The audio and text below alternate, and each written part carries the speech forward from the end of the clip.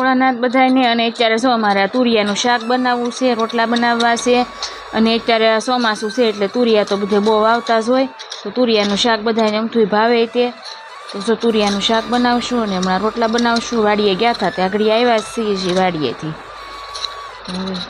હવે જો આ તુરિયા સુધારવાનું શરૂ કરી દીધું છે. હમણાં શાક મેકી દેવું ચૂલા ઉપર એટલે બહુ મસ્ત થાય ચૂલા ઉપર શાક.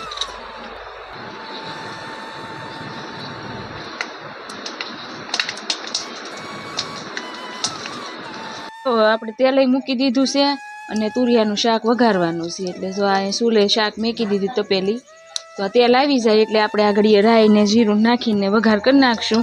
તો જો હવે આપણે આમાં રાઈ નાખી દેવું, જીરું નાખી દેવું અને વઘારવાનું શરૂ કરી દેવું શાક. તો હજી તેલ કાંઈ આવ્યું નથી.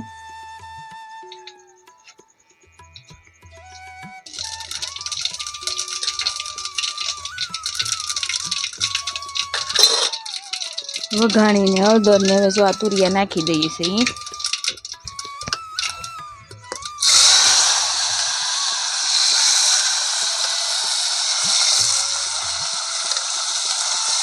અને આપણે થોડું કંટોલાનું શાક કરવું છે કારણ કે અત્યારે કંટોલા બહુ જ અહીંયા આવતા હોય ગામડામાં વીણીએ એટલે તે થોડું કંટોલાનું બનાવવું છે. અને આમે કંટોલા સારા અત્યારે કારણ કે અત્યારે ચોમાસામાં કંટોલા મળે પછી તો કાંઈ મળે નહીં કંટોલા.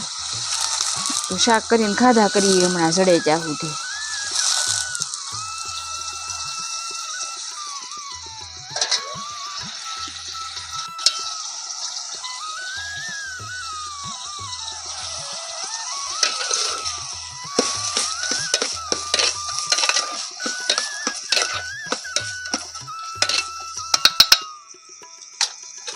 જો હવે આપણે આ કંટોલા લાવ્યા છીએ તો થોડા કંટોલાનું શાક કરી નાખશું.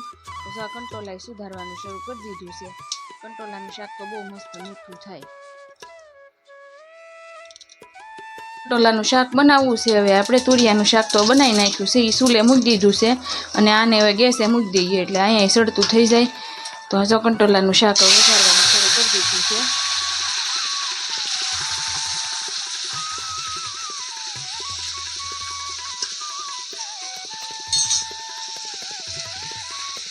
બધું મરચું મસાલો બધું નાખી દેવું, ધાણા જીરું હળદર બધી વસ્તુ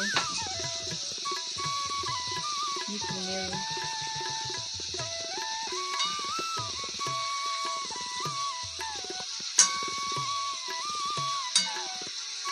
મસાલો નખાઈ ગયો છે અને હવે એને ધીમે ધીમે સડવા દઈશું. આપણે એમાં કાંઈ પાણી તો નાખવાનું બહુ હોય નહીં એટલે કોરું કોરું એને સડી જવા દેવાનું છે.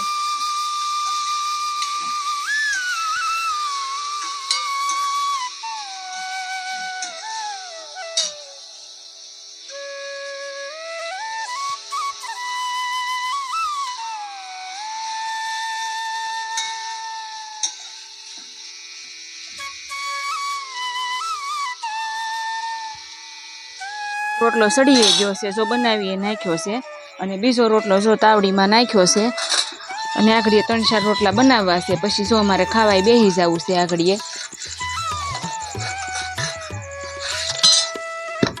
જો